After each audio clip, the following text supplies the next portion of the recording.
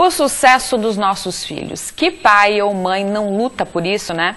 Mas a impressão é que os pais fazem o máximo que podem e ainda assim não alcançam a educação que esperam. O segredo pode estar no passado desses pais. É isso que o educador e terapeuta Léo Costa vai falar numa palestra esta noite em Chapecó, mas antes antecipa o papo aqui com a gente. Léo, boa tarde. Obrigada pela presença com a gente. Seja bem-vindo. Obrigado. Venho lá da Bahia, de longe. Pois é. Obrigado pelo convite. Então, já vamos falar até do convite para a palestra de hoje. É uma palestra beneficente, na verdade. Exato. Com 2 quilos de alimento, já estamos lotados, né? Talvez possam ligar para o Instituto para saber se ainda tem uma lista de espera, alguma possibilidade. Tá, temos aqui o número 3329-5990. Mas que bom, né? As pessoas já se interessaram, já fizeram sua inscrição, porque realmente é um papo que interessa muita gente, muito, né?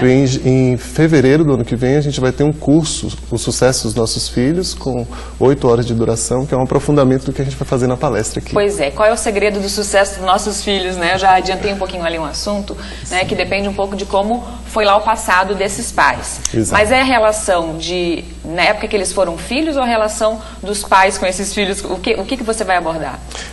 A gente parte do pressuposto, né, a gente tem um olhar sistêmico para a educação, de que nada começa no hoje. Tudo tem uma história que antecede. O professor historiador estava aqui mostrando isso com relação ao Brasil, né? E então, o que nós somos hoje como pais é necessariamente um reflexo do filho que nós fomos e da infância que nós tivemos e dos pais que nós tivemos também. E os nossos pais também sofrem o reflexo de terem sido filhos dos pais e por aí vai, né?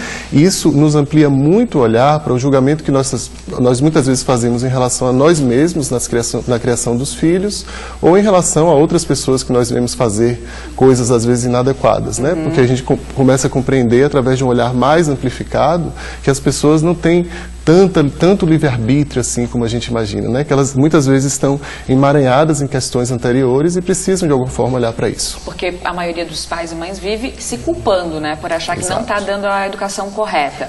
Isso é mais uma impressão ou é realmente assim? Exato. Os pais, raramente eu encontro pais que não querem estar fazendo o melhor deles. Todos eles querem fazer sempre o melhor. Mas muitos se deparam com obstáculos que eles não compreendem de onde vem. Por exemplo, se você faz um curso em que você olha essa educação dos filhos a partir de mim para o filho aqui, aí alguns cursos vão dizer, você não deve gritar com seus filhos. Mas aí os pais de alguma forma, quando eles veem, eles já estão gritando com os filhos, né? Então, eles sentem que isso é um impulso que está para além do que eles conseguem controlar. Então, muitas vezes nesse trabalho, quando a gente olha para o que aconteceu na infância, eles foram expostos a esse tipo de comportamento. Então, o inconsciente da família traz muitas vezes reações que dificultam essa relação com os filhos porque algo atrás não ficou resolvido. Né? E qual que é a tua orientação nesse caso, né? Claro, você é terapeuta, né? Uma terapia é muito bem-vinda, mas na palestra hoje, né? O que você vai abordar com esses pais? Olhar um pouquinho, tentar lembrar o que aconteceu, de que forma lidar com isso? Isso. Eu acho que o primeiro passo é que a gente possa reconhecer o que aconteceu na nossa infância. O que foi que aconteceu lá atrás, quais foram os traumas, né? A gente pode olhar por esse olhar do trauma, que é um olhar da psicologia e um olhar, né, que nos mostra um pouco desse passado. Esse reconhecimento é fundamental. É fundamental também que os pais passem por um processo terapêutico e eles possam não só compreender o que aconteceu, mas também sentirem o que aconteceu. Muitas vezes é uma dor profunda de desamparo, uma dor profunda relacionada a algo que eles quiseram e eles não conseguiram alcançar. A relação mais importante que nós temos é com a nossa mãe, né? Ou com a nossa cuidadora ou cuidador naquele momento. Quando eu falo de mãe, é a pessoa que foi mais próxima. Então eu costumo dizer que quando o bebê vem para o colo da mãe e vai mamar pela primeira vez, ele busca o olhar da mãe, né? Quem está assistindo a gente aqui vai reconhecer isso. Então quando ele encontra o olhar da mãe, ele se compreende como um ser relacional. Eu em relação a uma outra pessoa. Enquanto ele estava no útero da mãe, era ele e a mãe uma coisa só. Então, a partir desse olhar para a mãe, algo começa a ser criado dentro dessa criança. E uma das perguntas que esse inconsciente faz é: o que é que eu preciso fazer para me sentir amado pela minha mãe?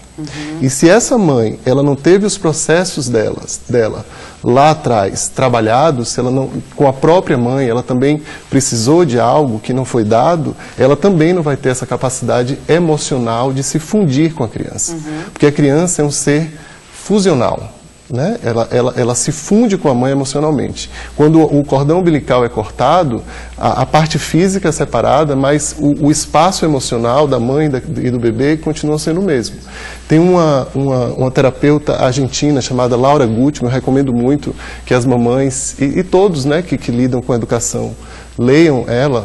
Laura Gutman, ela trata exatamente dessa questão da fusão emocional e de como o bebê mostra para a mãe tudo que lá na infância dela não ficou resolvido. Tá certo. Né? Eu vou te pedir para ficar, desculpa te interromper, nós vamos fazer um intervalo rapidinho, a gente já continua a conversa com o Léo aqui sobre educação. Até já.